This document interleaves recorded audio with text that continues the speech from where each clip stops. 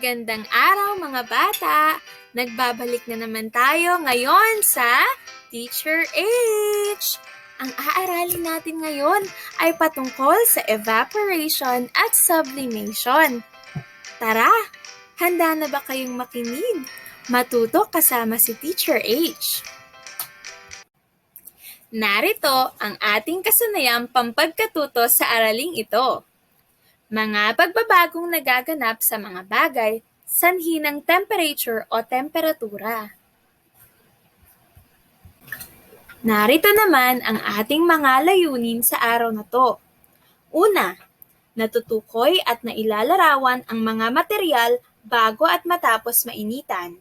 Pangalawa, natutukoy at nailalarawan ang mga material bago at pagkatapos na maipasok at manatili sa isang silid na may tamang temperature o temperatura.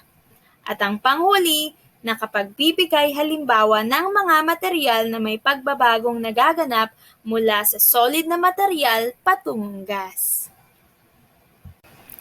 Ayan, sa ating pagsisimula, tayo muna'y magbalik-aral. Titingnan ni Teacher H kung talaga bang naaalala niyo pa ang ating nakaraang aralin. Tara, tayo'y mag-umpisa na. Handa ka na ba? Panuto. Lagyan ng masayang mukha kung ang pangungusap ay tama, at malungkot na mukha naman kung ito ay mali. Iguhit ang tamang sagot sa patla. Unang bilang. Gawin natin itong halimbawa. Ang mothball ay solid. Ang tamang sagot ay masayang mukha. Ang pangungusap na ito ay tama dahil ang mothball ay talaga nga namang solid. Isa siyang material na uri ng solid. Ikalawang bilang. Kayo naman ang magsagot hanggang sa ikalimang bilang. Ang liquid ay dumadaloy. Pangatlo, ang helium ay isang halimbawa ng gas. Pang-apat, isa sa katangian ng solid ay meron itong sariling hugis. At ang panglima, ang suka ay halimbawa ng maalat na liquid. Ayan! Napakahusay ninyo mga bata!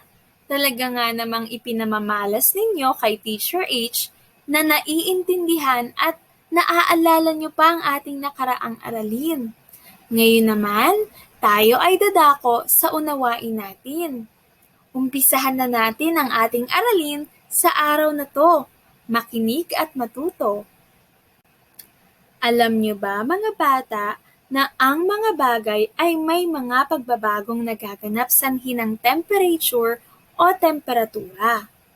May mga liquid na material na kapag ginamit ay nawawala, ngunit ito ay nararamdaman at nag-iiwan ng amoy sa paligid. Mayroon din namang liquid na material na kapag nainitan ay nagbabago ng anyo patungong gas. Halimbawa, mga material na liquid na nawawala kapag ginagamit ngunit ito ay nararamdaman at nag-iiwan ng amoy sa paligid. Nariyan ang acetone, alcohol, Lysol, at pabango.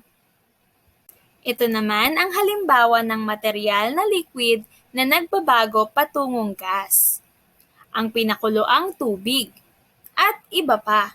Alam nyo ba na kapag nagpakulo kayo ng tubig at ito ay talagang kulong-kulo na, mapapansin ninyo na umuusok na ang ibabaw nito, na kung saan yung liquid na tubig ay nagiging gas o nagiging usok.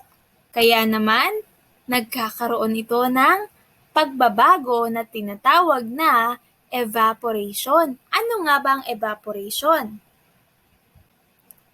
Ang mga liquid na mga material na nagbabago ng anyo patungong gas ay dumadaan sa proseso na kung tawagin ay evaporation, katulad na lamang ng halimbawa natin na pinapakulo ang tubig. habang ang sublimation naman ay ang pagbabago ng solid na materyal na patungong gas na hindi na dumadaan sa liquid. Ibig sabihin, mula solid nagiging gas. Halimbawa na lamang ng pagbabago mula solid patungong gas ay ang mothball. Tiyak na nakakita na kayo nito. Madalas ay inilalagay ito sa inyong cabinet o aparador. Ang mothball ay isang solid na material na habang ginagamit ay lumiliit kapag naiinitan at nahahanginan. Ang amoy ng mothball ay kumakalat sa paligid kung saan ito nakalagay. Ito ay patunay na lumiliit ang mothball habang siya ay naiinitan, ngunit kumakalat at naiiwan naman ang kanyang amoy sa paligid.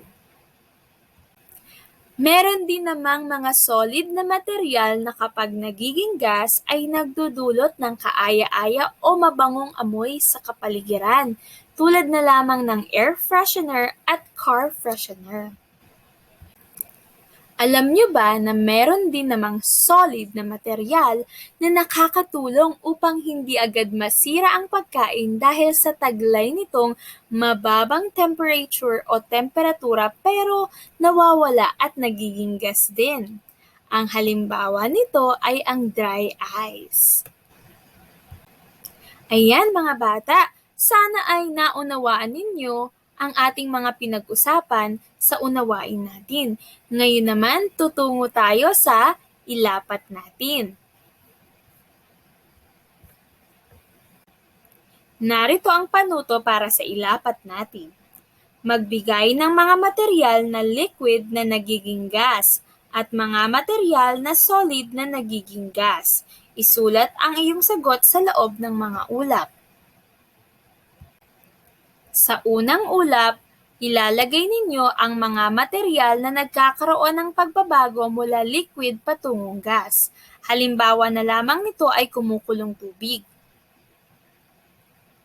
Sa pangalawang ulap naman, ay ang mga material na ililista ninyo ay yung mga bagay na nakakaranas ng pagbabago mula solid patungong gas. Halimbawa na lamang nito ay mothball. Kayo naman ang maglagay ng inyong mga sagot. Wow! Magaling mga bata! Nasagutan na ninyo ang gawain natin sa ilapat natin. Ngayon naman, pumunta tayo sa gawain sa suriin natin. Ang panuto. Paghambingin ang dalawang material na nasa loob ng Venn diagram ayon sa kanilang pagbabago patungong gas.